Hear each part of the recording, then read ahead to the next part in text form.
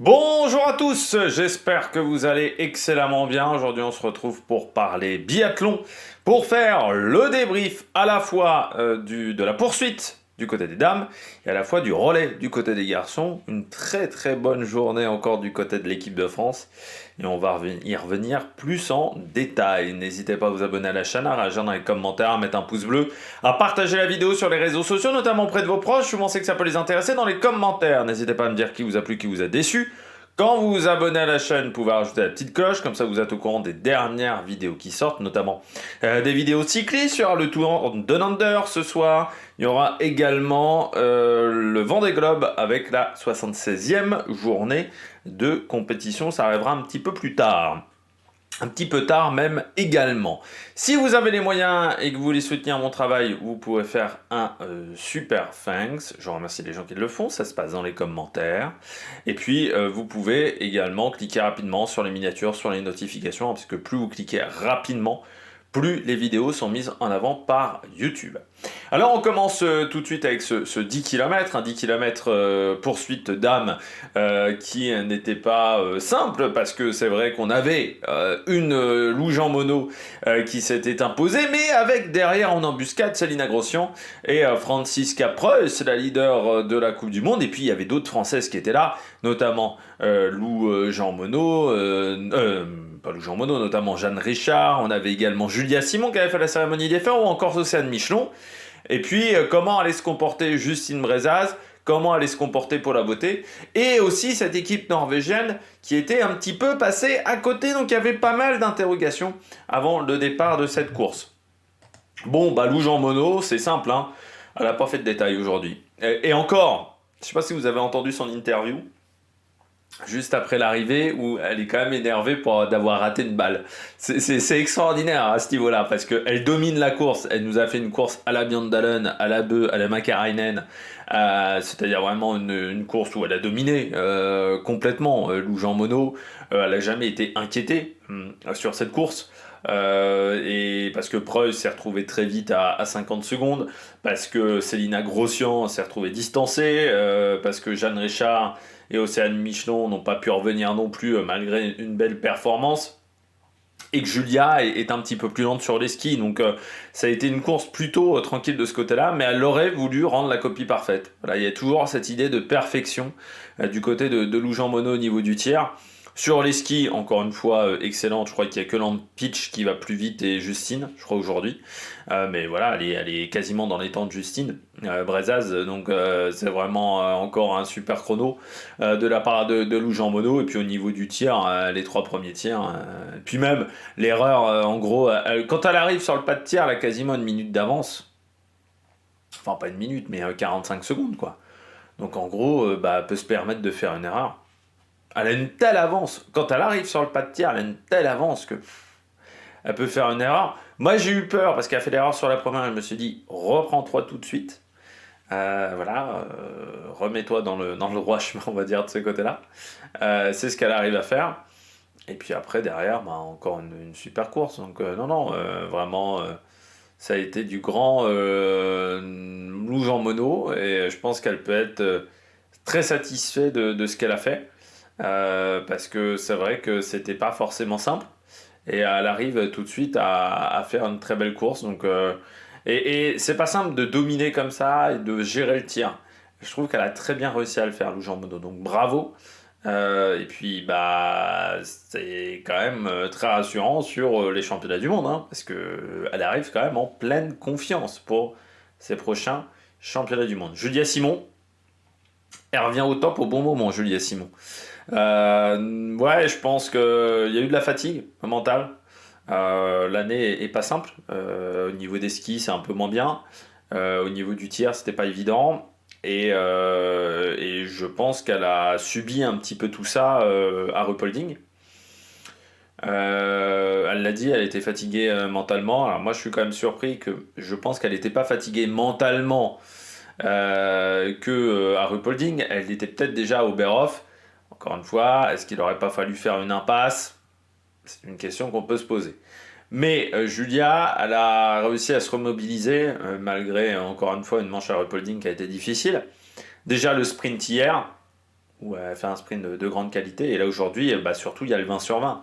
C'est-à-dire qu'elle elle aurait fait podium, mais avec un 19 ou un 18. Bon, voilà, il n'y aurait pas eu la même satisfaction qu'aujourd'hui. Là, elle rend la copie sans faute. C'est ce qu'elle cherche depuis le début d'année. Elle l'avait dit à plusieurs reprises en interview. Ce qu'elle cherchait, c'est de faire des courses avec pas de faute au tir. C'est d'être beaucoup plus régulière au tir. Elle trouvait que voilà, les derniers temps, elle manquait de régularité dans ce domaine-là et qu'elle voulait vraiment avoir le tir parfait. Bon, bah voilà, aujourd'hui c'est fait. C'est fait et, avec une course très solide de sa part. Elle est restée dans sa bulle. Elle aurait pu se dire dans un premier tour, j'essaye d'aller chercher Preuss, j'essaye d'aller chercher Grossian. Non, elle est restée dans son rythme de course, elle avait un plan. Pour moi, Julia Simon, elle est restée concentrée sur ce plan. L'idée était voilà, de ne pas faire n'importe quoi aujourd'hui, d'utiliser son expérience pour bien gérer la course. Et elle aurait pu s'enflammer un petit peu, elle s'est pas enflammée. Et moi, pour tout vous dire, j'ai vu quand elle s'est présentée, tu sais, sur les vidéos un peu d'avant-course, on la voyait se présenter avec sa carabine, vous savez, pour les tests de carabine. Et j'ai vu le regard de Julia Simon, je me suis dit, ouh, elle est dans un bon jour. Elle est dans un bon jour parce qu'elle était concentrée, je sais pas, il y avait un truc, je me dis, ouh, elle est dans un bon jour. Et ouais, bah, elle était dans une bonne journée, mais elle s'est pas enflammée. Et ça, ce que j'ai bien aimé, c'est que mentalement, elle a gardé le contrôle de la situation. Et bah, c'est une super course parce que elle part 5, elle finit 2, sans faute, 20 sur 20. Bon, voilà, sur une course où, encore une fois, de toute manière, il fallait pas faire beaucoup d'erreurs. Hein, parce que quand tu regardes dans le top 10, il y en a deux qui ont fait plus d'une erreur. C'est Célina Grossian, Justine Brezaz. Toutes les autres sont à sans faute ou une erreur. Donc c'était encore, comme le sprint, hein, encore du très très haut niveau que nous ont proposé les filles sur le pas de tir. Preuss, c'était pas une course facile pour Preuss. Je l'ai dit pour Lou Jean Monod, c'était pas une course facile, mais pour Preuss aussi. Elle sait que Lou Jean Monod n'est pas si loin que ça au général. Donc, déjà hier, elle perd. Enfin, avant-hier. Elle perd le sprint. Bon, elle aurait pu commencer à s'inquiéter légèrement. Elle aurait pu peut-être un peu paniquer. Sauf que Preuss, bah, elle est pas née de la dernière pluie. Elle est là sur le circuit de la Coupe du Monde depuis quand même quelques nombreuses années. Et donc elle a de l'expérience, là aussi. Et elle s'en est servie. Elle n'a pas paniqué. Elle n'a pas paniqué, Preuss, aujourd'hui. Pourtant, à chaque fois qu'elle rentrait sur le pas de tir, elle voyait les cibles toutes blanches de Lou Jean Monod. Donc elle voyait que Lou Jean Monod faisait pas d'erreur. Et puis ensuite, elle connaissait les écarts. Donc elle savait que Lou Jean Monod, ça allait être dur d'aller la rattraper. Elle aurait pu paniquer et se dire, faut que j'aille chercher Julia Simon. Voilà, faut que je colle à Lou Jean Monod. Non, parce qu'elle sait qu'elle a de la marge au niveau du général. Et je trouve qu'elle gère très très bien son avance. En gros, depuis l'étape de Annecy, le Grand Bornand, elle gère très très bien cette avance-là, Preuss. C'est là où elle a fait la différence, parce que Lou s'est planté, et pour le moment, ce plantage sur le sprint et la poursuite lui coûte très cher en ce moment à Lou Jean Monod. Mais Preuss, elle panique pas dès qu'il y a quelqu'un qui revient. Parce qu'elle sait qu'elle a cette marge. Voilà, elle sait qu'elle a ce petit coussin d'air, cette petite protection qui lui permet de ne pas avoir de soucis pour le moment. Et c'est vrai que c'est ce qui fait la différence par rapport à d'autres filles qui auraient pu, au bout d'un moment, un peu paniquer, qui auraient pu se dire « Ah bah là, je suis peut-être en train de me rater, là, je suis peut-être un peu en panique. » Pas du tout du côté de Julia, de Franziska Preuss.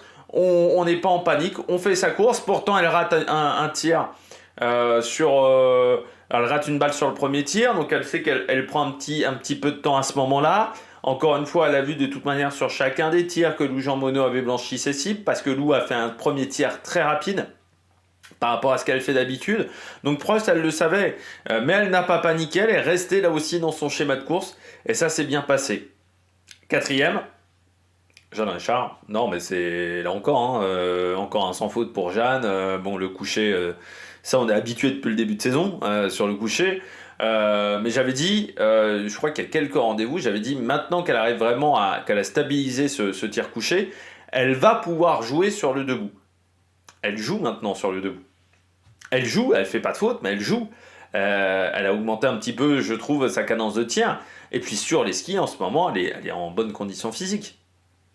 Jeanne Richard, donc ça marche bien, ça marche très très bien pour elle. Non, elle enchaîne les bons résultats. Donc aujourd'hui, pour Jeanne Richard, voilà, elle ne pouvait pas aller jouer face à Preuss parce que Preuss, quand elle a accéléré, Jeanne n'arrivait pas à tenir. Mais il lui manque pas grand-chose, quoi. Hein. Et ce qui lui manque là, cette année, je pense qu'elle l'aura l'année prochaine. Donc Jeanne Richard, l'année prochaine, il y a les Jeux Olympiques. Voilà, donc il y a Jeanne Richard l'année prochaine, elle va être très dangereuse. Parce qu'il lui en manque encore un peu physiquement. C'est physiquement qu'il lui en manque. Mais elle devient quand même très dangereuse aujourd'hui. Et si elle gagne 2-3 positions dans la hiérarchie mondiale au niveau des meilleurs temps de ski, ah ben là, Jeanne Richard, ça devient plus la même. Si elle garde cette vitesse-là de tir, si elle garde cette précision-là au tir, ça devient plus la même chose. Hein. Ça devient tout de suite une fille qui va être très dangereuse. Donc Jeanne Richard, costaud, non, très très costaud. Mais vraiment, il ne manque pas grand-chose à Jeanne Richard au niveau des skis. Hein. C'est, on va dire, des détails. Je pense qu'elle va progresser pendant l'intersaison. Et là, oui, elle deviendra dangereuse. Mais déjà, mois de mars, il faudra se méfier de Jeanne Richard sur toutes les courses. Mois de mars, parce que, régularité. Hein. Et je suis pas sûr qu'elle s'écroule. Et pareil pour Océane Michelon derrière. Cérémonie des fleurs pour Océane. Toujours cette petite balle qui embête un peu, mais je pense que dans le dernier tour, de toute manière, elle n'aurait pas été en mesure d'aller chercher ni Preuss ni Jeanne Richard. Mais voilà, il y a ce petit détail à chaque fois, il y a toujours cette petite balle qui traîne pour le moment. Mais la régularité, là aussi, du côté d'Océane Michelon. Enfin, je suis à moitié surpris, parce qu'en IBU Cup, c'était déjà costaud, mais là, c'est du très solide. Donc, c'est vrai que là, aujourd'hui, on peut se dire, potentiellement, que sur le prochain relais, demain, je ne sais pas quelle sera la sélection, je n'ai pas encore regardé, mais on peut se dire quand même qu'au championnat du monde, Océane Michelon, ça va être une remplaçante qui peut aller chercher une place de titulaire si derrière, il y a une fille qui ne performe pas. Donc il va y avoir la pression quand même sur les courses individuelles parce qu'elle est là, Océane Michelon. Et aujourd'hui, encore une fois, c'est un tir qui rate à chaque fois, mais c'est une balle. Je pense que son taux de fiabilité aujourd'hui, elle doit être au-delà de 90% au tir. Donc là, c'est du costaud aussi. Donc non, elle devient très dangereuse. Elle est très dangereuse aussi, Océane Michelon. Il ne manque pas grand-chose, elle aussi, pour aller chercher les victoires à la régulière. Hein. Ça va être intéressant l'an prochain quand même, hein, du côté de cette équipe de France, parce que le niveau va être dingue du côté des filles. Hein. J'espère par contre qu'il n'y aura pas trop de guéguerre en interne, parce que je rappelle qu'au jeu, normalement, on n'a le droit qu'à 4 quotas sur les épreuves individuelles. On n'a pas 6 quotas. Si c'est encore le cas l'an prochain, ça veut dire que il va y avoir une guéguerre interne pour la sélection. Hein.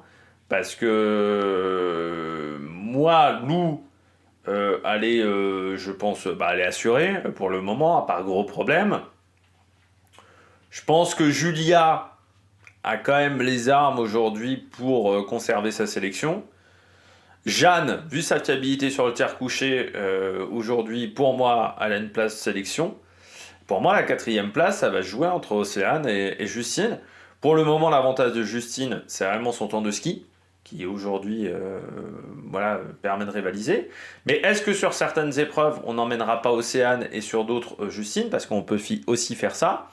Il y aura peut-être des choix de ce type-là, c'est-à-dire que on emmènera 5 filles pour 4 places.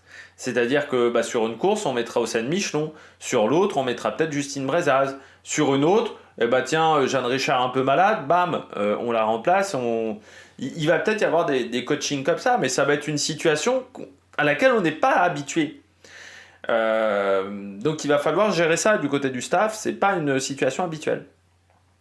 Et je rappelle qu'en C'était 2022. 2018, il y avait aussi un peu une guéguerre interne pour la sélection. Je crois que c'est 2018 où ça s'était assez mal passé après au jeu parce qu'on s'était un peu écroulé. Alors qu'on avait une belle équipe parce que oui, tout le monde essayait de choper la place de tout le monde et que ça n'avait pas été si facile que ça. Donc il ne faut pas reproduire la même erreur. Mais on a une densité aujourd'hui, enfin ça fait quand même depuis 10 ans qu'on a une densité en équipe de France chez les filles. Parce qu'on a quand même eu l'époque où on avait Anaïs Chevalier, on a eu aussi Anaïs Bescon, Marie Dorin. Donc non, non, ça fait quand même depuis maintenant je dirais 2016, 2017 qu'on a quand même une sacrée densité en équipe de France. Et surtout, bah, il y a les générations un peu qui suivent. Et il y a eu Lou Jean Monod, Sophie Chauveau. Derrière, avec Gilles, et derrière, tu as la génération Océane Michelon, Jeanne Richard, qui est là, avec Paula Beauté aussi. Donc, et puis, tu as la génération d'après qui est déjà rapide en IBU Cup. Tu as la génération encore d'après qui est performante au championnat du monde junior, donc au championnat d'Europe junior. Donc, ouais, voilà, ça s'enchaîne plutôt bien en ce moment. Célina Grossian. Ouais, il y a 18 sur 20, ça reste un bon score pour moi sur une poursuite. Encore une fois, elle est tombée sur une poursuite d'un très très haut niveau. Dommage cette erreur sur le debout, parce qu'elle lui coûte cher. Ça la sort un peu du groupe de tête à ce moment-là et elle se retrouve dans un deuxième groupe. C'est dommage, mais là aussi on voit quand même la progression de Célina Grossian entre l'année 2023-2024 et la saison actuelle, où il y a quand même une grosse évolution sur les skis, une grosse évolution sur le niveau de performance, donc c'est très très bien. Les Suissesses, bah, à chaque fois un 19 sur 20 aujourd'hui. Elles avaient déjà fait un bon sprint hier, Bazerga Gasparine. Il va falloir quand même s'en méfier des Suissesses. Euh, je pense sur l'individuel, où elles ont vraiment la capacité de faire quelque chose. Pourquoi pas aussi sur la Mastart. Je pense qu'elles n'ont pas les qualités aujourd'hui sur le sprint pour vraiment aller rivaliser avec les meilleurs parce qu'il leur manque encore un petit peu de temps de ski. Mais sur un individuel, ça va être des filles dangereuses. Donc il faudra vraiment s'en méfier. Et puis l'Otelli, bah, dans le top 10 aujourd'hui, je crois que c'est le premier top 10 de la Belgique cette année. Non, je crois qu'il y en avait eu d'autres du côté des filles. Il y a eu Maya Cloten, je crois qu'elle avait fait un top 10 aussi, qui était pas loin du top 10. Du côté de l'Otelli, bah, belle course. Après, elle partait loin, 17ème, enfin loin. Elle partait derrière Justine, elle résiste déjà au retour de Justine. Et puis bah, sur le tir, elle est là. Et surtout, contrairement à Thierry Langer, elle ne s'écroule pas, parce que Thierry Langer chez les garçons a tendance à être en difficulté en ce moment. Elle, Lotelli, continue. Donc ça reste une fille qui fait pas beaucoup de bruit, Lotelli, mais qui reste une fille très efficace quand même sur le pas de tir. C'est rare qu'elle fasse des gros plantages, quand même, Lotelli. Aujourd'hui, ce qui lui manque, c'est du temps de ski. Mais après, le temps de ski, c'est aussi dû à l'équipe de Belgique au niveau du fartage, qui n'est pas aussi performante que ce que peut proposer l'équipe de France, l'équipe d'Allemagne, l'équipe de Suède, l'équipe de Norvège. Bon, voilà, il y a une différence de ce côté-là, mais intéressant quand même ce qu'a fait l'Otalie. Et puis, elle prend des bons repères quand même sur ce parcours. Je rappelle, c'est une pré-olympique. Et puis, ça montre que bah, les jambes sont toujours là. Justine, elle est dans sa moyenne de l'année, 16 sur 20. Sur les courses à 4 tirs, c'est sa moyenne aujourd'hui. Les deux sur le coucher, elles font mal sur le premier coucher. Ce que j'aime, moi, c'est qu'elle a réussi quand même à se remobiliser derrière. Parce que moi, je me suis dit, oh putain, elle fait deux sur le coucher, allez, ça va être la débandade sur le reste, ça va être compliqué. Elle arrive quand même à limiter la casse ensuite. Mais forcément, 16 sur 20, c'est pas suffisant. Je pense qu'elle n'est pas encore satisfaite de sa course. Justine, et on reste un peu sur la même moyenne, et aujourd'hui elle est 5ème française. Bon, heureusement Paula fait pas de meilleure course qu'elle, mais elle est 5ème française, et au bout d'un moment on va se poser des interrogations sur les relais. Mais ce qui est fou, c'est ça qui est dingue, c'est que Justine sur les relais ça passe, et ça passe depuis de nombreuses années, et il y a rarement eu ces coups de moins bien. Alors des fois elle a fracassé des relais, Justine Brezaz, mais je dirais que souvent elle tient quand même vraiment la route sur les relais. En individuel, il y a toujours eu ces périodes compliquées. Et en plus, ce qui est terrible du côté de Justine Brezaz, c'est que ces périodes compliquées durent souvent très longtemps. C'est-à-dire qu'elle n'arrive pas à rectifier le tir rapidement, Justine. Alors, moi, elle sera au championnat du monde. L'avantage, je me dis, c'est que les championnats du monde arrivent dans 15 jours. Encore une fois, on l'a vu lors de sa victoire à Annecy-le-Grand-Bornand. Elle quitte le groupe pendant 2 jours. Bam, elle retrouve un petit peu de fraîcheur mentale. Et ça fait la victoire sur le sprint. Donc je me dis qu'avec cette fraîcheur-là peut-être retrouvée, ça va être intéressant. Du côté de Justine Brezaz-Boucher, mais encore une fois, elle n'a pas trop le droit de planter ses premières courses parce qu'il y aura une vraie interrogation après sur le relais féminin, c'est-à-dire qu'il ne faut pas qu'elle explose complètement au championnat du monde. Ça sera vraiment une vraie obligation. Encore une fois, tu as une telle densité aujourd'hui en équipe de France que les erreurs se payent cash tout de suite. Hein. Et là, encore une fois, un 16 sur 20. C'est dommage parce qu'il y a... Alors, sur les skis, c'était beaucoup mieux, mais il manque encore cette fiabilité au tir. Vobornikova, 18 sur 20. Magnusson également, 18, qui remonte quand même de 20 places. Donc ça, c'est très bien. Hauser, également, qui remonte de 20 places avec un 19 sur 20. Tu vois qu'il y a quand même, il faut... Les Nike grosses, plus 45 places, c'est un nouveau record du côté des Nike grosses avec un 19 sur 20. Bah aujourd'hui, il fallait pas se planter quoi, pour entrer dans le top 15. Aujourd'hui, il fallait faire 18 ou 19, sauf Justine. Donc déjà, Justine, elle peut être satisfaite parce qu'avec un 16 sur 20, elle rentre quand même dans le top 10 sur une course où il y avait une grosse densité. Mais sinon, ça a été... c'est pas suffisant pour le moment. Les Norvégiennes, ça a été dur. Hein. Déjà, je trouve sur les skis, c'était pas dingue. Donc, est-ce qu'il y avait le bon fart? Ça, c'est un peu la grande interrogation.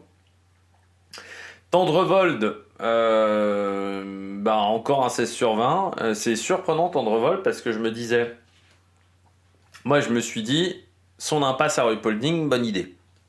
Voilà. Parce que je me suis dit, elle n'a pas besoin d'aller à Ruhpolding, elle peut plus jouer à la Coupe du Monde, faut mieux qu'elle se prépare en altitude. Sauf que sur ces temps de ski, je trouve que c'est pas exceptionnel. Donc c'est... Voilà, et puis après, bon, le tir, 16 sur 20, aujourd'hui à ce niveau-là, c'est pas suffisant. Pareil pour Versteenwyk. Ouais, elle va vite sur les skis, Versteenwyk, après, elle manque encore d'expérience. C'est normal, elle est très jeune, hein, Ragnhild Versteenwyk. Moi je trouve quand même qu'elle a la vitesse sur les skis aujourd'hui pour être en Coupe du Monde. Voilà. Bon, maintenant il faut trouver la fiabilité sur le tir. Zima 17 sur 20, Anna Heuberg 15. Ça a été dur pour Anna Heuberg. Hein. 6 sur 10 seulement sur le coucher. Alors sur le deuxième coucher, elle arrive quand il commence à y avoir un petit peu de vent. Mais bon, quand même, c'était pas un vent non plus intense quoi. Et ouais, 3 minutes surtout, hein. Ça fait mal. Autant hier, les écarts étaient très serrés. Hier, sur le sprint féminin, autant les écarts étaient très serrés, autant sur la poursuite, les écarts sont énormes, parce qu'on a quand même des filles qui finissent à quasiment un tour. Trabucci, sans faute, mais qui gagne pas vraiment de place, donc là, il y a un vrai travail à faire sur sa vitesse sur les skis. Kierkegaard 2, 3 erreurs sur le premier coucher, là aussi 6 sur 10 seulement. Donc pas suffisant. De toute façon, toutes les Norvégiennes ont fait beaucoup d'erreurs, sauf Knoten qui n'était pas au départ, notamment. Et puis on remonte Komola, on remonte Carrara, 15 sur 20, Komola 19, mais pas assez rapide sur les skis. Et Zouk, elle aussi, le coucher, ça a été très compliqué. Vireur, alors là, je ne sais pas ce qui s'est passé sur le dernier debout, elle s'écroule complètement sur le dernier debout, parce qu'à 17 sur 20, elle limitait bien la casse. Elle était, je crois, 12 ou 13, un truc comme ça, et puis elle a vraiment complètement craqué sur le dernier tir, hein, Vireur, donc je sais pas trop ce qui s'est passé. Paula Beauté, ce qui est bien du côté de Paula, c'est qu'elle se reprend. C'est qu'elle s'est reprise après un tir couché difficile. Dommage, toujours cette première balle qui est à côté. Ça, c'est depuis plusieurs courses. C'est là la déception, mais du côté de Paula Beauté, mais elle s'est bien repris sur les tirs debout, sur le coucher. Pour le moment, c'est compliqué. Elle va pas arriver sur les championnats du monde avec beaucoup de confiance. Ça, c'est un peu le souci. Et puis surtout, ce seront ses premiers championnats du monde, donc il va falloir apprendre sur cette épreuve. Et avec une qualité de tir qui, pour le moment, n'est pas suffisante. Donc ça peut être un petit peu inquiétant. Lampitch, bon, bah là, le debout catastrophique. Mais bon, Lampitch, pour l'instant, au niveau du tir, ça passe toujours pas. Hein, donc c'est difficile. Bon, Hidalien dur aussi. Hein. De toute façon, on partait déjà d'Ossar 50, mais pas une bonne poursuite. Heidenberg, Scott Heim, là aussi difficile. Schneider, compliqué aussi, qui perd beaucoup de place. Voilà, au niveau de ce relais, où il y avait, il faut le dire, pas mal d'absentes. Hein, Knoten, Leitonen, et puis Stremous aussi qui n'était pas là, et puis bien entendu Minkinan, mais qui elle n'avait pas réussi à se qualifier. On regarde tout de suite les analyses de temps de ski. Donc Lou, comme je disais, a un très bon premier tir, 9e temps de tir. Donc elle a voulu tirer très vite. Je pense qu'elle a un peu voulu impressionner ses adversaires. Et leur mettre la pression d'entrée. Et le debout est aussi très réussi. De toute manière, on voit un temps de tir à les 16e, c'est mieux que d'habitude. Donc là, un tir engagé qui est passé du côté de Lou Jean Monod. 3e en temps de ski. Donc là, toujours encore une fois formidable, en sachant qu'en plus, elle relâche quand même beaucoup sur la fin. Donc même en relâchant, elle ne perd que 16 secondes au final sur la fin. Donc vraiment une très très belle course. Julia, pas grand chose à dire. Le tir, bon, bah, toujours aussi rapide. Et là, en plus, il y a eu la fiabilité. Donc là, c'est parfait. Le temps de ski, bah ouais, c'est. Alors, le 14e, c'est pas vraiment 14e. Encore une fois, le relâche dans le dernier tour. Mais je pense qu'elle est 10e temps de ski. 10, 11e au niveau du temps de ski, on va dire à la régulière. Voilà, il en manque encore un petit peu pour Julia sur les jambes. Après, elle aussi, peut-être que le fait d'avoir 15 jours de pause avant les championnats du monde, ça va lui faire beaucoup de bien. Championnat du monde, je rappelle, début février. Ça sera le 8, je crois. Hein. 8 février, 8-10 février, je crois, c'est dans ces eaux-là, pour le début de ces championnats du monde. Franziska Preuss, 3e. Bah, là, elle peut être satisfaite de sa course, c'est régulier. Hein. Voilà, c'est pas de mauvaise course du tout. Je pense qu'elle a voulu s'emballer un petit peu sur le premier tir, parce qu'elle est 11e temps de premier tir, ce qui est rapide aussi pour du Preuss. Je pense qu'elle a voulu peut-être un peu trop rattraper son retard, parce qu'elle voyait Julia Simon tirer vite, Lou Jean Monod était déjà parti. Donc je pense que ça a été un petit peu l'idée. Et puis Jeanne tire dans sa moyenne. Je dirais, c'est pas hyper rapide, mais c'est ce que fait Jeanne.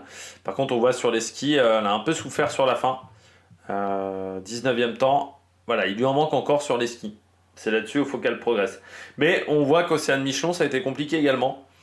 Là, elle relâche un peu sur la fin, mais pas si simple que ça non plus sur les skis. 15e temps seulement, on va dire. Donc l'altitude a peut-être joué, et surtout l'enchaînement des épreuves. Ce qui sera la difficulté l'année prochaine aux Jeux Olympiques. L'altitude, ça va être difficile déjà pendant les courses. Mais il va falloir se préparer également à récupérer en altitude. On sait que le programme olympique, c'est une course tous les 2 jours. En gros, voire plus parfois, mais en gros, c'est une course tous les 2 jours. Donc, avec cette altitude-là, il va falloir être en capacité de récupérer. Et c'est là où ça va être difficile aussi, c'est sur ces capacités de récupération. Donc c'est là où c'est intéressant de voir l'enchaînement des épreuves pour les filles, comment ça se passe. Parce que c'est des situations qui peuvent arriver au moment des Jeux Olympiques. Célina Grossian, 6e. Là où, alors, elle relâche sur le dernier tour aussi, mais on voit les 2 derniers tours pas excellents du côté de Célina. Donc voilà, un peu de fatigue. Et puis Bazerga, elle plutôt régulière, comme Gasparine. Et puis Lotelli, qui a la portée du top 30, donc pas forcément exceptionnel sur les skis. Par contre, sans faute. Justine, là sur les skis, ça va mieux, même si il y a quand même 25 secondes encore de perdu, je pense, par rapport à Lampitch. Mais Lampitch fait des gros écarts avec l'altitude, elle est habituée à ça. Bon, par contre, voilà le tir, mais ouais, le tir est plus long. Et moi, je pense que c'est vraiment l'erreur. On voit 51e, 48, 25. Le tir debout sont un peu plus rapides. Mais sur les tirs couchés, je trouve vraiment que quand elle prend son temps, c'est pas une bonne idée pour elle. C'est là où elle fait des erreurs pour moi. Et on voit que dès qu'elle va plus vite, elle s'en sort, je trouve, un peu mieux. Eiki Ross, très bon temps de ski aujourd'hui, Eiki Ross. Parce que 12e, c'est sa meilleure performance depuis le début de saison. Alors qu'elle était plutôt en difficulté dans ce domaine-là. Tendrevold, 4e temps de ski. Donc pourtant le temps de ski est là pour Tendrevold. J'avais l'impression qu'il était un petit peu plus loin en temps de ski, mais ouais, je me suis planté. Par contre, bah ouais, trop d'erreurs. Vertschlewick, c'est pareil.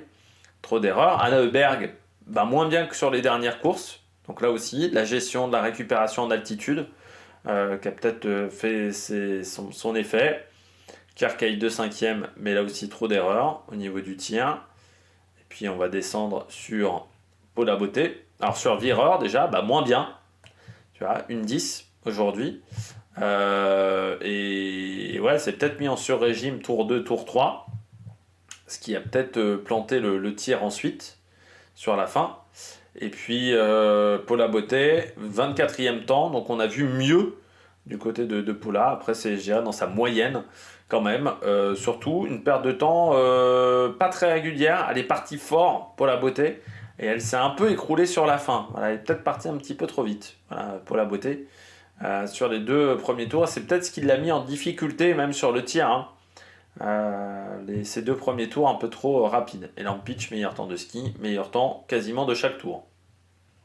Donc, ça montre une grande performance sur les skis du côté de la Slovène. Allez, on regarde tout de suite le relais homme. On passe au relais homme.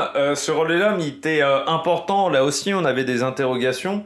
Déjà, est-ce que l'équipe de France arriverait à continuer sa belle marche en avant du côté des victoires? Mais aussi, est-ce qu'il y aurait la performance sur le tir? Parce que la veille, sur le sprint, on avait été assez déçus de leur performance d'un point de vue collectif. Hein. C'est vrai que ça avait été compliqué sur le tir, notamment le tir debout.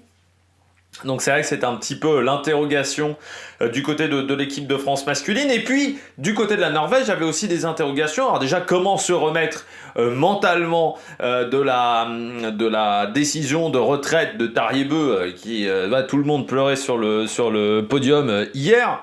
Mais aussi, est-ce que dans la sélection, on allait préparer l'avenir, ce qui n'a pas été le cas, ce qui peut-être a été une erreur même. Je trouve que la composition de cette équipe de Norvège a été une erreur, mais j'y reviendrai pourquoi. Et ensuite, il y a quand même aussi la Suède. Est-ce que la Suède allait réussir à monter sur le podium? L'Allemagne qui tire vite, mais comment ça allait se passer du côté de l'Allemagne? Et puis l'Italie à domicile. Est-ce que l'Italie allait avoir une énergie supplémentaire? Surtout que Giacomel avait été très bon hier. Et on savait que s'il était au contact pour le podium, Giacomel pourrait être dangereux. C'était un petit peu les interrogations qu'on avait avant cette course. Et à la fin, eh bien,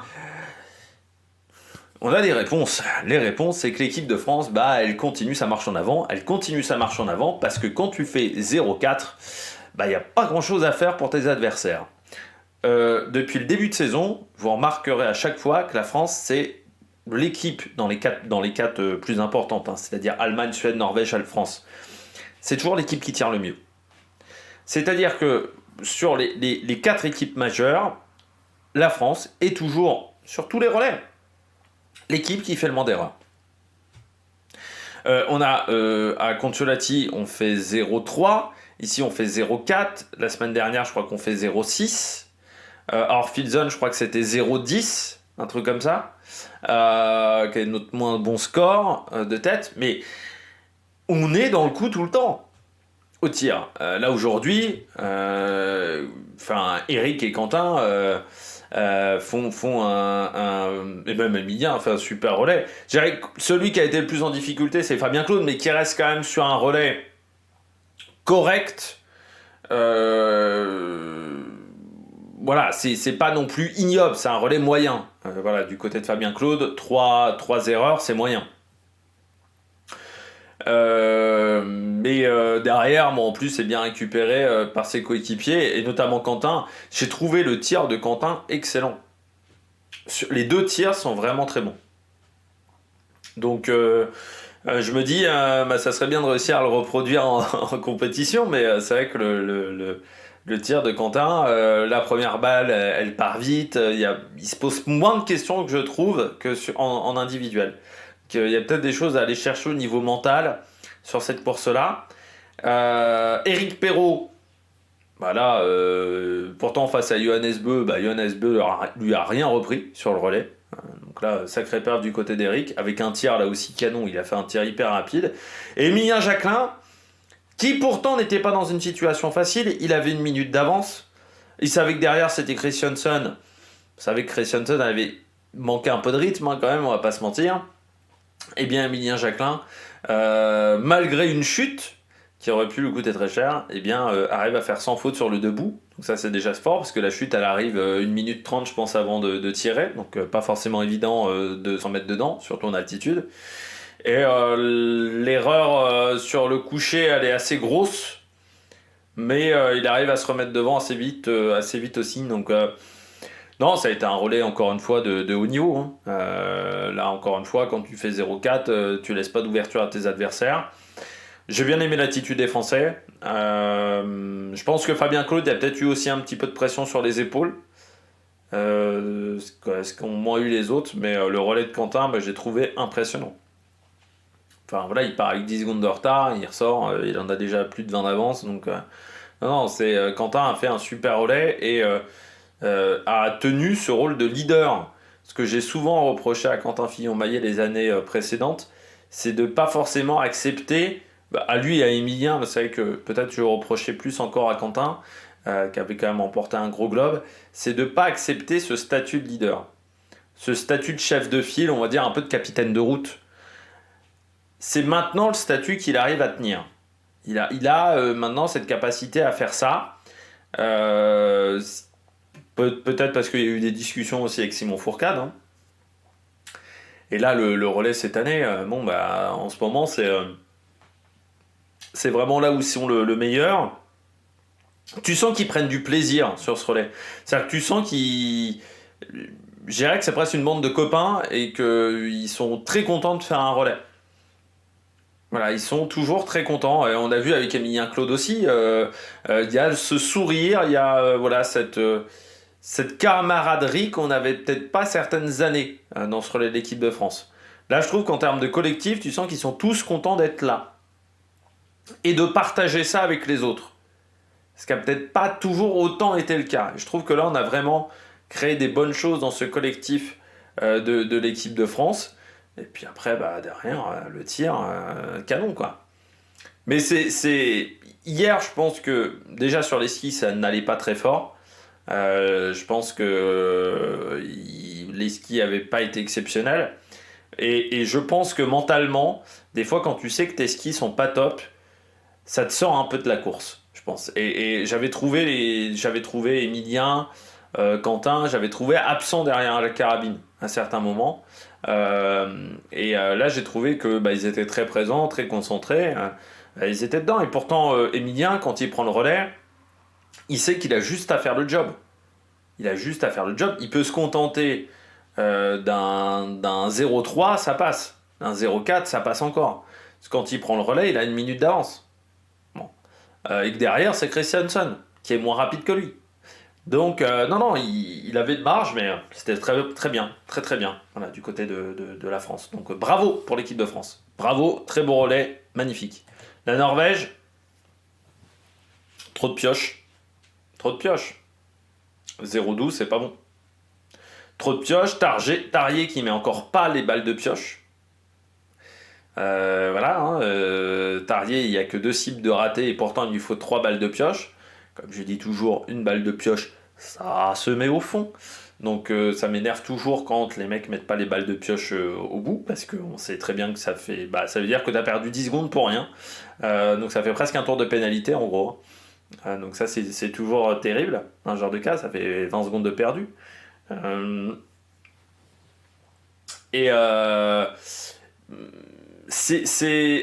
je pense que certains, il y avait une fatigue par rapport aux annonces de la veille. Moi, je suis quand même surpris de cette composition. Parce que Tarier, on l'a vu, c'est pas le premier relais cette année où il a du mal à lâcher les balles. Il a encore eu du mal à lâcher les balles. Tarier, il fait pas un super tir. Ça fait quand même plusieurs relais que c'est comme ça. Johannes, on l'a vu quand même sur le sprint hier, en difficulté. Moi, j'ai trouvé qu'il avait lâché la course. Moi, ça a été mon avis. J'avais l'impression que dans le dernier tour, il avait lâché la course Il semblerait qu'il ait mis quand même beaucoup de temps à retrouver son souffle, donc il était peut-être vraiment cuit. C'était peut-être une mauvaise impression de ma part. Donc c'est-à-dire physiquement pas exceptionnel, mentalement beaucoup d'émotions quand même depuis une dizaine de jours du côté de cette équipe de Norvège. Et donc moi j'aurais peut-être déjà sorti un des concurrents. Et je comprends pas pourquoi on a mis Christiansen. Voilà, je le dis vraiment. Moi j'aurais mis Swerum ou Ldal. Voilà, j'aurais tenté un relais avec. Moi j'aurais gardé Sturla. J'aurais peut-être gardé Sturla, Johannes. J'aurais peut-être enlevé Tarier, enlevé Christensen. Et à la place j'aurais mis Uldal en 2. Et j'aurais mis Swerum en 4. Même si son dernier relais Swerum n'avait pas été exceptionnel, je tente au moins quelque chose. Là aujourd'hui, on tente pas grand chose sur le relais, donc voilà, j'ai pas plus d'informations sur la composition dans les championnats du monde. Et je me dis qu'en plus, enfin Christensen, tu le fais pas courir en individuel, mais tu le fais courir sur un relais. C'est-à-dire qu'il n'est pas suffisamment bon pour avoir des résultats en Coupe du Monde, tu vois, pour avoir un résultat sur un sprint ou sur une poursuite. Par contre, toi tu considères qu'il est suffisamment bon pour participer à un relais de Coupe du Monde. C'est incompréhensible ça. Hein. Enfin, surtout quand t'as Uldal et Swerum. J'aurais tenté Uldal ou Swerum. Moi déjà. Je me dis aussi que je ne comprends pas pourquoi il n'y a pas d'alleux. Hein. Parce que Christiansen, bon déjà, moi j'aurais mis Uldal ou Swerum à sa place. Mais ensuite je me dis, si c'était pour mettre quelqu'un qui n'était pas en Coupe du Monde, Dalleux me semble bien meilleur que Christiansen sur ses dernières sorties. Au niveau du ski. Donc j'aurais plutôt mis Dalleux. Voilà. Si c'était pour mettre quelqu'un qui n'était pas dans la Coupe du Monde. Donc là, encore une fois, pour moi, la présence de Christiansen n'a aucun sens. Vraiment. N'a aucun sens. Sa dernière sortie sur la Mastart, il fait 16ème. Avec un tir qui est pas top. Hein. Donc je comprends pas. Et puis de toute manière, il y a trop de balles de pioche. Déjà, Sturla. Alors, Sturla avait des jambes de feu. Hein. Aujourd'hui, il était très fort sur les skis. Moi, il m'a impressionné, notamment après son. Parce qu'il fait 2 pioches sur le coucher. Il met du temps à les mettre, les balles. Hein. Et ensuite, à la fin du tour d'après, il est déjà en tête et il met une mine. Donc ça, c'était très impressionnant. Et je pense que certains ont regretté de s'être regardés un petit peu dans ce tour-là, même, parce que ils auraient pu tenter de faire un plus gros écart par rapport à la Norvège, mais bon, il y a peut-être eu un peu trop de gestion du côté de certaines équipes sur ce premier tiers. Et ensuite, oui, bah, il y a trop de balles de pioche. Alors, Johannes fait un relais correct, hein, à 3 fautes. Je pense qu'il va aller un peu plus vite que la musique, Johannes, sur son relais. Mais quand même, quand tu regardes, bah, au départ, il tombait sur un grand Eric Perrault, mais il perd quand même 20 secondes par rapport à Eric. Et Christiansen, bon, bah, il revient pas dans le match, parce que là, il est à 43 secondes, bah, Emilien Jacquelin, il a le temps de célébrer. Hein. Donc en gros, il est à la minute, Christiansen, tout le temps. Et je vois pas l'intérêt de mettre Christiansen. Vraiment, moi, j'ai pas compris. Mais bon. Surtout quand tu vois son dernier tour, Christiansen. Hein. Ouais, Samuelsson, il perd quand même pour pas grand chose. Donc, non, moi je pense qu'il y a une erreur dans la composition. Et le problème, c'est qu'il y a une erreur dans la composition, mais tu pourras pas mettre Uldal au championnat du monde. Tu lances pas un mec qui a pas d'expérience en relais en Coupe du Monde sur un relais de championnat du monde. Alors, ils sont capables de le faire, les Norvégiens. Et tu lances pas un mec en relais de championnat du monde qui sur son dernier relais s'est planté non plus. Donc dans le cas de Swerum. Donc c'est pour moi une grosse erreur.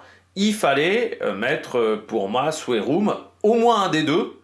Et moi j'aurais mis les deux parce que quand tu vois la fatigue qu'avait Tarier, la fatigue qu'avait Johannes, la fatigue émotionnelle, moi j'aurais pas mis un relais avec les deux frères Beu. Voilà. j'aurais fait autre chose. Voilà. Et si tu voulais faire courir Christensen, eh bah, tu mettais vraiment un relais bis, quoi. Où tu testais tous les mecs. Tu mettais un relais bis. Voilà. Tu laissais Tarier, sinon, qui a été bon sur le sprint, tu le remettais sur un relais. Et puis tu mettais Swerum, Christensen, Uldal. Mais bon, encore une fois, je ne vois pas pourquoi tu mettais Christensen. Mais voilà, je sais pas trop ce qu'a voulu faire la Norvège, mais pour moi, c'était pas un bon choix. La Suède, super relais de Ponsiluoma. Samuelsson aussi, bon voilà. Ponsiluoma, c'est quand même incroyable. Moi, je trouve, hein, il y a quand même un truc qui me chagrine avec Ponsiluoma, c'est comme Justine Brezaz. Comment ça se fait qu'en relais, il arrive à faire des relais monstrueux et qu'en individuel, ça marche pas? C'est vraiment une question mentale, hein, Ponsiluoma. Là, la course qu'il fait aujourd'hui, s'il fait un sprint à 8 sur 10, Ponsiluoma, il est 12 ou 13. Bon, il est capable de le faire.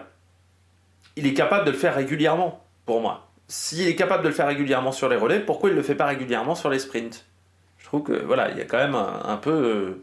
Enfin, je trouve assez énervant. Bah, Brandt, les meilleurs jeux d'entrée, pour moi, c'est presque miraculeux que la Suède soit sur le podium. Parce qu'ils sont quand même tellement loin après Brandt et Nellin, que je me dis c'est miraculeux. Ils ont profité quand même de pas mal d'équipes qui ont fait des erreurs ensuite. Bah Brandt, il leur manque en fait de la densité quoi, sur ce relais suédois. Le problème de la Suède, c'est qu'aujourd'hui, en Coupe du Monde, en gros, il y a Ponsiluoma, Samuelsson, derrière, c'est un peu le néant. Tu t'aperçois qu'en IBU Cup, c'est pas beaucoup mieux. En gros, quand tu regardes un peu les résultats, donc il leur manque de la densité quoi, chez les garçons, et c'est ce qui fait qu'on tourne à peu près avec ce même relais depuis des années. Enfin, des années, depuis quand même quelques temps, hein, ce relais. Mais tu sais très bien que si les premiers Suédois se plantent, après, Ponsiluoma et Samuelsson, ils doivent faire une course parfaite. Bon, aujourd'hui, oui, le tour de pénalité il coûte cher, quoi. Et ça rend le relais de Brandt qui te coûte cher, parce que quand tu vois la course que fait la Norvège, bon, mais ensuite, ils ont quand même profité également des erreurs de d'autres équipes et aussi des temps de ski pas exceptionnels de d'autres équipes, mais ouais, ils sont quand même pas passés loin de finir quatrième ou cinquième, mais ils sont aussi pas passés loin de finir deuxième. C'est ça qui est frustrant. L'Italie, gros relais italien, c'est le meilleur relais de la saison, hein. De toute façon c'est la première fois qu'ils sont dans le top 5. Moi j'ai bien aimé ce qu'a fait Capellari, même si sur les skis il en manque encore, mais son relais globalement est réussi. Zeni s'est un peu enflammé sur le premier tour. C'est ce qui lui coûte les 2 balles de pioche. Il fait un premier tour vraiment trop rapide. Bon, Giacomel il fait un relais correct. Il n'y a pas eu de grosses erreurs. Voilà, 0,8 c'est un relais, c'est un bon relais pour moi du côté d'Italie, mais il en manque sur les skis. Voilà, donc il faut encore travailler là-dessus. La Suisse, voilà, avec un 0,7, donc bon au tir, surtout si tu enlèves que Burkhalter il en fait 3 quand même. Ça coûte un peu cher, donc un bon relais. Même s'ils ont toujours été dans un deuxième rang. La République tchèque, c'est dommage. Hornig, il met beaucoup de temps à sortir sa première balle sur le coucher. Son tir couché est vraiment pas bon, pas qu'à cause des 3 erreurs, il met beaucoup de temps à sortir la première balle. Le debout, il met beaucoup de temps aussi, Hornig, à placer son coude. Il s'y reprend à 2 fois, donc ça perd encore du temps. Je pense qu'ils auraient pu être beaucoup plus au contact de la Suisse et même devant la Suisse s'il n'y avait pas eu ces problèmes-là. L'Allemagne, mauvais relais. Non, mauvais relais du côté de l'Allemagne. Sur les skis, ça allait pas. Ils n'ont jamais été dans le coup sur les skis. Strello, il sort à chaque fois en tête du pas de tir quasiment. Il se prend 20 secondes, je crois, dans le dernier tour. Donc, je crois qu'il se prend 1 minute sur les skis. Sur un relais, c'est énorme. Et puis, Zobel, en plus, il te fait un tour de pénalité, mais le relais de Zobel est pas bon, hein. 6-1, catastrophique. Mais de toute manière, ils jouaient déjà pas le podium à ce moment-là. Malgré le fait qu'ils étaient à 0, à 0,3, pas à 0,3, pardon, à 0,4, ils jouaient pas le podium quand même. Donc c'est là où sur les skis, ça n'avançait pas. L'Ukraine, dommage, très bon début de relais avec Pidrushny Mandzin. Bon, après ça s'est dégradé. Et les États-Unis aussi, dommage, parce que malgré le tour de pénalité de Maxime Germain, ils étaient plutôt bien placés aussi pour le podium. Et puis ensuite, tu manques encore de densité du côté de cette équipe. L'Autriche loin, surtout 2 tours de pénalité pour l'Autriche, c'est pas habituel pour cette équipe qui est souvent quand même bonne au niveau du tir. À la fois Komat et Leitner qui sont partis à la faute. Komat, très mauvais relais, 1-6, c'est pas top. Voilà. Et Leitner, passe à côté. Et du côté de la Belgique, seulement 15e. Mais vous remarquerez que Thierry Langer a perdu beaucoup de temps sur les skis. Vraiment pas en forme en ce moment, Thierry Langer. Difficile pour lui. Allez, on regarde l'analyse de cette compétition. Vous voyez en temps de ski, Quentin Fillon-Maillet devant Tarier-Beu. Fabien Claude deuxième, donc c'est rapide. Troisième pour Éric Perrault. Bon, Émilien Jacquelin ralentit beaucoup le rythme, mais on avait quasiment le meilleur temps de ski. Et le temps de tir, bon bah vous voyez, meilleur temps de tir pour Quentin Fillon-Maillet. Pour Éric Perrault, pareil. Donc là, ils font quand même la différence dans ce domaine-là. Émilien Jacquelin, malgré une balle de pioche, bien fait quand même que le 4e temps de tir, avec le meilleur temps du debout. Donc il est allé encore vite. Et Fabien était un peu plus lent. Voilà, mais il fait aussi un bon temps de ski, donc ça fait la différence. La Norvège, vous voyez le temps de tir, hein. À 12 balles de pénalité au bout d'un moment ça se paye, hein. Donc 1 minute 25 de perdu que sur le tir. Que sur le tir et perdu une 25. Donc après, c'est compliqué. Sturla, bon, il fait un bon temps de ski, mais tu vois que Tarier est deuxième temps, que Johannes se prend 8 secondes par Pontiglioma. Ça, c'est pas habituel non plus, donc ça manque de fraîcheur physique avec un dernier tour qui est moins bon que les 2 premiers. Hein. Pour Johannes, il perd 16 secondes encore dans le dernier tour, donc ça manque de fraîcheur. Puis Christensen, pas exceptionnel sur le dernier tour non plus, parce qu'il est 3e. Sauf que Émilien Jacquelin se relève, donc c'est-à-dire qu'il est 3e derrière Samuelsson, mais derrière également Jacomel. Donc, et pourtant Jacomel était moins frais qu'hier, donc vraiment pas top. La Suède, dommage parce que Pontiglioma, Samuelsson font des gros relais. Samuelsson fait même un très très gros relais parce que meilleur temps de tir, meilleur temps sur les skis. Mais il en manque sur les 2 premiers relayeurs, quoi. Donc c'est là-dessus où il faut progresser.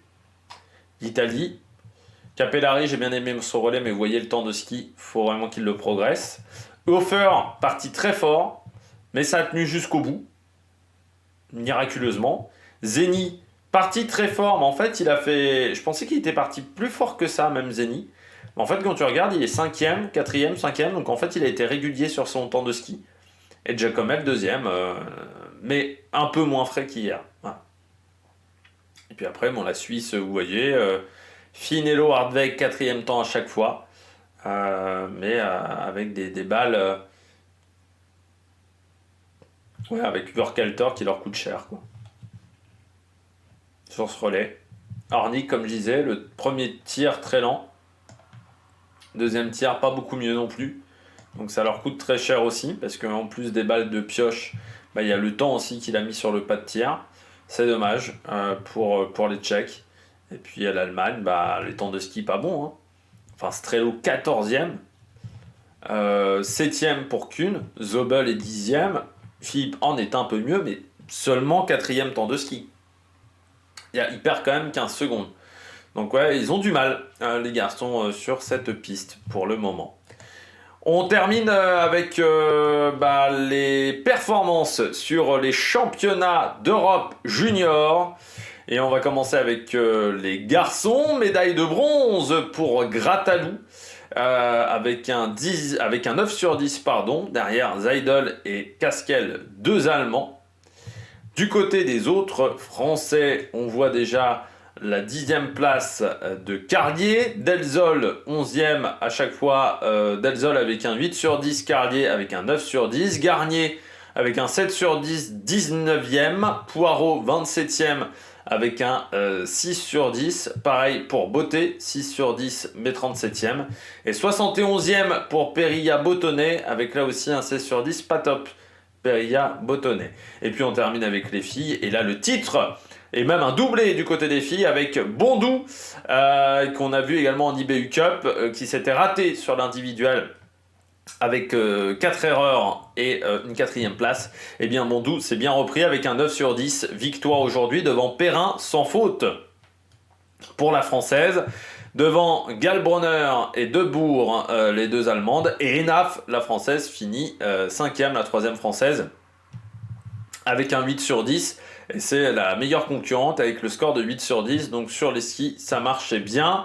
On s'aperçoit que Roguet, si on prend là, donc la 4e française et 14e, et pourtant elle fait 7 sur 10, et on a Bugot et Lane qui font 21 et 22 avec un 7 sur 10 à chaque fois, et qui sont les dernières françaises. Donc c'est-à-dire toutes les françaises ont fini... Ah non, j'avais perdu Machu 7 sur 10, mais on voit que toutes les françaises sont dans la première moitié de tableau. Donc grosse performance des françaises aujourd'hui, qui ont fait une très très belle course, donc elles peuvent être satisfaites.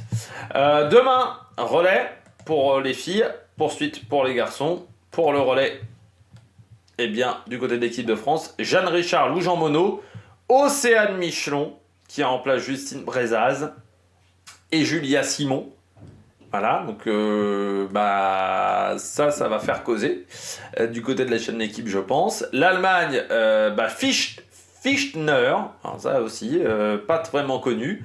Schneider, Kink, Grossian, donc pas de Franziska Preuss au repos. Et puis du côté de la Suède, Skottheim, Alvarsson, Magnusson, Heuberg, donc on va voir ce que ça va donner.